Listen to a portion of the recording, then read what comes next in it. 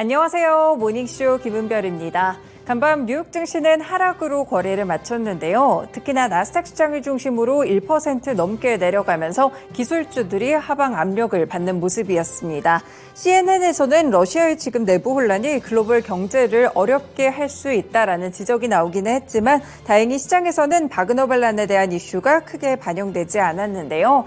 지금 국내 증시와 비슷하게 뉴욕 증시도 특별한 재료가 없습니다. 이렇게 좀 조용한 시장 속에서 경기 지표나 앞으로의 행방에 대한 힌트를 얻으려는 움직임이 커지고 있습니다. 잘 아시다시피 이번 주에는 미국에서 개인 소비 지출이 나오고요. 각 총재들의 발언까지도 유럽에서 예정이 되고 있는데요. 이를 앞두고 어떤 이슈들 함께 체크를 해봐야 될지 오늘도 모닝쇼 뉴스 보면서 출발하겠습니다. 네, 첫 번째 소식입니다. 오늘 기술주들이 큰 폭으로 하락했는데 그 중심에 테슬라도 있었습니다. 오늘 테슬라는 6% 하락으로 거래를 마쳤는데요. 골드만삭스 측에서 다시 한번 이 테슬라에 대해서 투자 의견을 하향하는 모습이었고요.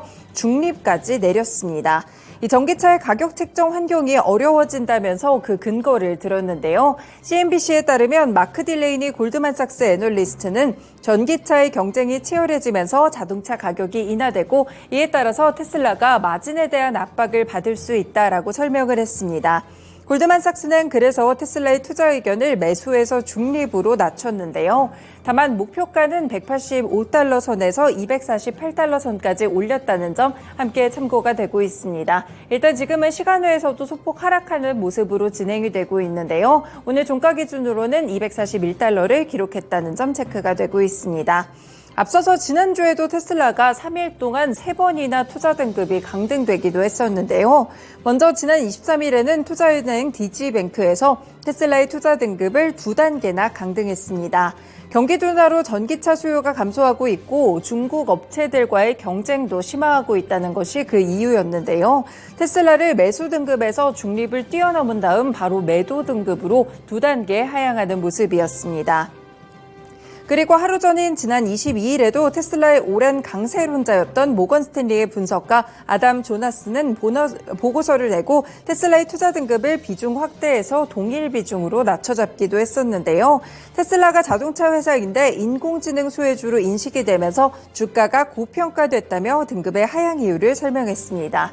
네, 이렇게 월가에서는 계속해서 테슬라의 투자 의견 하향 의견들이 나오고 있고요. 이에 따라서 주가에도 하방 압력으로 작용하고 있습니다. 네, 두 번째 소식 보겠습니다. 석유 수출기구 측에서 2045년 전 세계 원유 수요가 하루 1억 1천만 배럴을 넘어설 수 있을 것이라고 보고 있습니다. 하이탐 알가이스 오펙 사무총장은 쿠알라룸푸르에서 열린 아시아 에너지 컨퍼런스에서 석유는 가까운 미래에서 대체가 될 수 없다라면서 이같이 전망했는데요.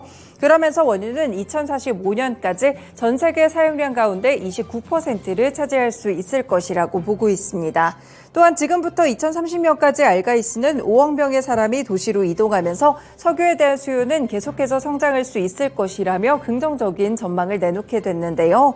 일단 국제에너지기구 생각은 조금 다릅니다. 올해 하루 240만 배럴 증가하는 원유가 2028년에는 하루 40만 배럴 증가하는 데 그칠 것이라고 봤고요. 전 세계 원유 수요도 2028년 하루 1억 570만 배럴로 지난해보다 6% 증가하는 데 그칠 것이라고 보고 있습니다. 유가에 대해서도 이렇게 혼재된 전망들이 나타나고 있는 가운데 유가의 가격은 최근 계속해서 하향 안정화의 길을 걷고 있다는 점, 그리고 러시아의 사태도 큰 영향을 주지 못했다는 점 참고해 보셔야겠습니다. 네, 마지막으로 국제정세 한 번 더 체크해 보겠습니다. 지금 바그너 반란 자체는 좀 종료가 된 상태인데요. 블라디미르 푸틴 러시아 대통령이 최근에 발생한 반란 사태와 관련해서 결국에는 실패할 수밖에 없는 운명이었다라고 이야기를 했습니다. 푸틴 대통령이 이번 사태 이후에 사전 녹화된 방송 인터뷰나 화상 연설을 한 적은 있었지만 반란에 대해서 이렇게 생방송으로 언급한 것은 이번이 처음이었는데요. 푸틴 대통령은 바그너 그룹의 지휘관과 병사 대부분이 러시아의 애국자임을 알고 있다면서 자신도 모르는 사이 전우들에게 맞서도록 이용당했다라고 주장했습니다. 한편 조 바이든 미국 대통령도 현지 시간 26일 러시아 용병 기업 바그너 그룹의 반란 사태에 대해서 미국이 관여한 바가 없다면서 순전히 러시아 내부 체제에서 일어난 일이라고 선을 긋기도 했었는데요. 바이든 대통령 역시나 이렇게 공식 석상에서 바그너 사태와 관련된 언급을 한 것은 이번이 처음입니다. 관련된 움직임을 끝까지 체크해 보실 필요가 있겠습니다. 네, 오늘도 이렇게 간밤에 있었던 주요 소식들 알려드렸고요. 모닝쇼 본격적으로 출발합니다.